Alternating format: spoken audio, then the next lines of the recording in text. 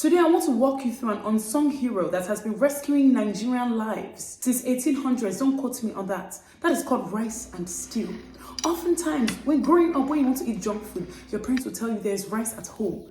But unfortunately, we don't give credit where credit is due by saying there's rice and stew. You see, my rice and stew is as beautiful as I am. Don't I look good? Well, me. From head to toe, I'm looking good. That's how beautiful my rice and stew is. Well, today we're going to be talking through the stew because everybody should know how to make rice. Let's get into it. Of course, we're going to put on the stove because personally, I prefer gas stove, okay? I'm going to start off with our goat meat. I'm a goat meat type of girl, okay? I don't believe in chicken. I don't always like chicken, and I'm sorry, don't beat me for that, but you're going to season it. It's simple, just Maggi and paprika. So people will add ginger, thyme, curry. In this economy, ginger, thyme, curry, all those things, they're adding money. I keep it simple, just paprika and Maggi, that's it. I add water, I cover the pot, I let it boil, okay, for about 30 to 40 minutes. I like mine succulent. Some of you need instant pots for the goat meat. Now, that's because we are buying goat meat from God knows where. Now, before I get carried away, this pepper made all the difference. They're called sweet long peppers. They made the stew so sweet. So I chopped some sweet long peppers, about 4. Then I cut up about 5 tomatoes in chunks. Then I add 2 sweet onions. I prefer sweet purple onions to regular white onions. Then 4 rodo because I like it hot. Okay, put on your stove again. Put the pot back on the fire. Add a little bit of water just to get the steam going. So this is how I like to parboil my pepper. Some of you are still doing the old-fashioned method of blending it and then boiling it. Some of you like it in the oven. Personally, I don't like to use my oven. I don't like too many steps. And then I added some minced garlic that I had in the freezer, and you cover it and let this simmer for 20 minutes. If you're a multitasking kind of person, you understand you're supposed to be doing this while your meat is cooking. Anyway, look at that. After about 20-25 minutes, it is now caramelized. I prefer to steam it because it allows the onion caramelize that adds that sweetness that's needed. Added it to the blender, okay? No added water needed because, again, you want this to fry. So don't add water, it's already soft. That's all you need. And when we blend it, you're going to see it's going to be a delicious red color. That is due to the red sweet long peppers we added. I heat up some oil. Okay, see, this recipe is easy. Palm oil. Now, palm oil is add definitely, but not too much, okay? Because cholesterol, well, not cholesterol. Too much oil is not good. I'm gonna add tomato paste. For that vibrant red color, you must add tomato paste. I use organic paste. I don't know if it makes a difference, but I was feeling rich. So I bought me some organic paste. Don't judge. Now, most importantly, a mistake a lot of people make is they don't fry the tomato paste. Tomato paste is tangy. When you lick some, you're like me, you stick a little bit of licking. It's very tangy. You don't want your stew to taste like that. So you need to fry it to get rid of that tanginess, I can't speak more than that. I think that makes sense. Then you add, hey, this pepper splashed on me.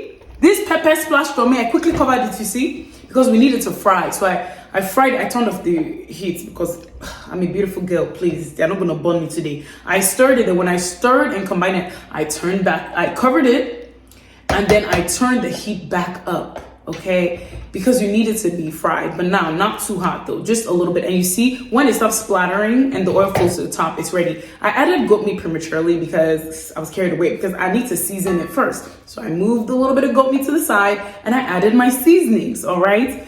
Because again, I was rushing, I was too hungry. That's why you shouldn't cook when you're hungry.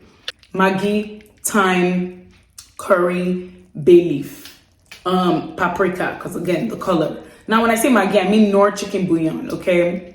I hope that's clear. Not beef cube, not tomato beef. I hope that's clear. I stir it in.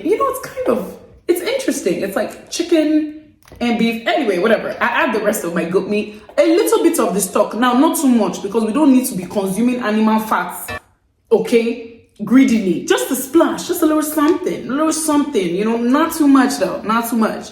I stir that to combine. At this juncture, your stew is about to pop. At this juncture, I just knew, Morenike, you have done something today. Just look at that. Hey, my mouth is watering as I am. It's not good to be doing this while you're hungry. Look how beautiful that looks. Oh my goodness. You cover it and let that simmer for about 10 to 15 minutes. You want the ingredients, you want them to bond with the goat meat. Look at that. The oil should float to the top. It's okay. This recipe, you don't need it to be oilless. This one, we wanted it to be authentic. Something like a buka stew, something. Look at that. Yay. Oh my God, I did something. I knew I ate. Just look at the vibrant color. Look at that stew. Again, the oil floating to the top tells you your stew has been well fried to perfection. I like my stew thick. Those of you that like it a little bit loose, go ahead and add your water at this stage. But see, and now we get to the rice and stew. Look how fluffy that. I prefer parboiled rice. If you want jasmine, basmati, you know, that's your doing. Feel free to be yourself. I won't judge.